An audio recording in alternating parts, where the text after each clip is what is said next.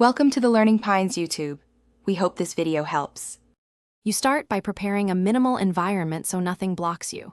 Create a Python 3, 8 plus virtualenv, activate it, and pip install requests plus pifcom or appens2 depending on provider.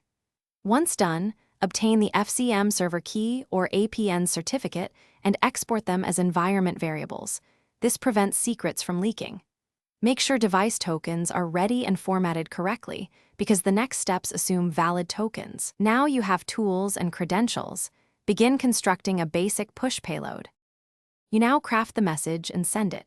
For FCM, create a JSON payload with notification.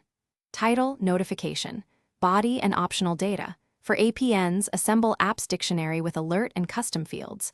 Then instantiate the client using your mstored key or cert, configure a short timeout and retry policy, and call the send method or post to the provider endpoint. Once sent, parse the response. Success codes confirm delivery intent, while 4xx or 5xx tell you whether to retry. You finish by making the flow resilient and observable. Implement handling to remove or flag invalid tokens, back off exponentially on server errors, and refresh credentials when you see authentication failures. For scale, batch messages and respect provider rate limits.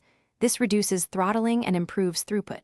Finally, log payloads, timestamps, and full status codes so you can debug. If something goes wrong, inspect logs for auth failures first. Then token format, those two fix most issues. Thanks for watching.